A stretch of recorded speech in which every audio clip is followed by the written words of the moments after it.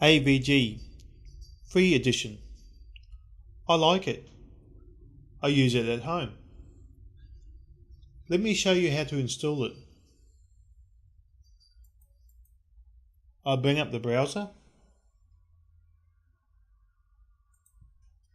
AVG Free.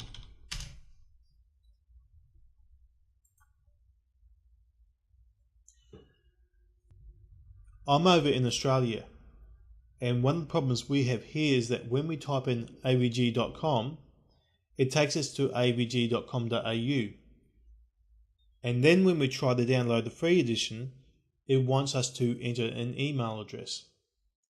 I don't want to do that, so my way past that is this: AVG Free CNET.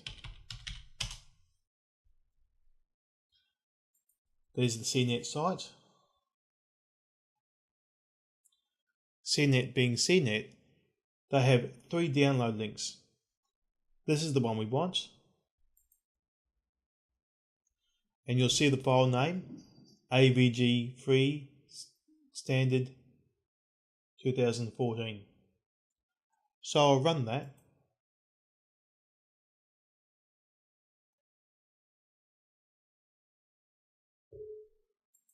Say yes.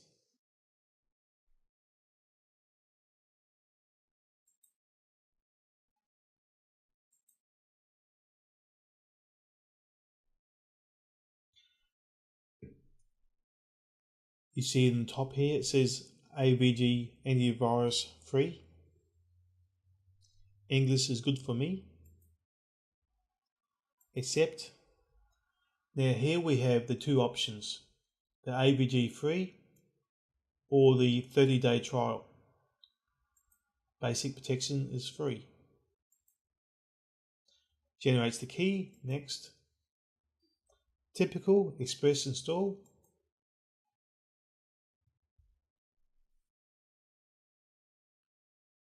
So while that's installing, how good is AVG Free? Is it worth having?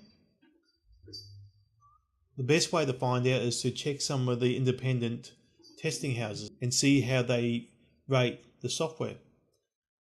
This one's from a place called AV Test, and about 18th place is AVG.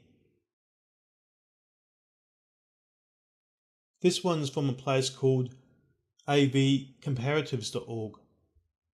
It's rated about 14th, and it gives a rating of 97.2%.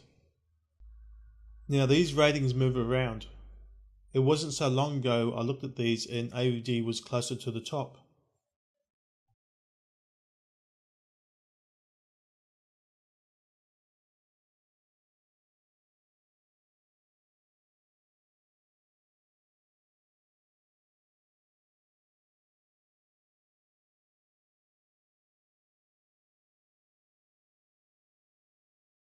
As you see, it gives us the icon to start up the software.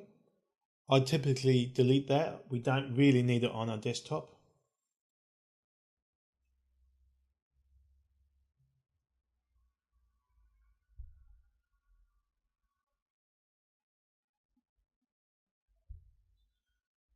This option here, it wants to send back some basic information of what bugs it scans for and may have found.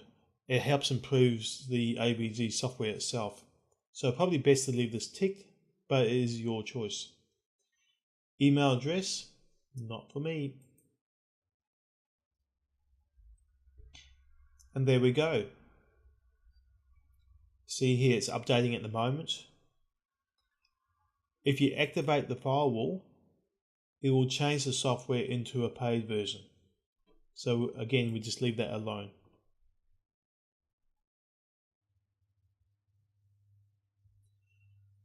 It wouldn't hurt after it's updated to do a full scan on the system.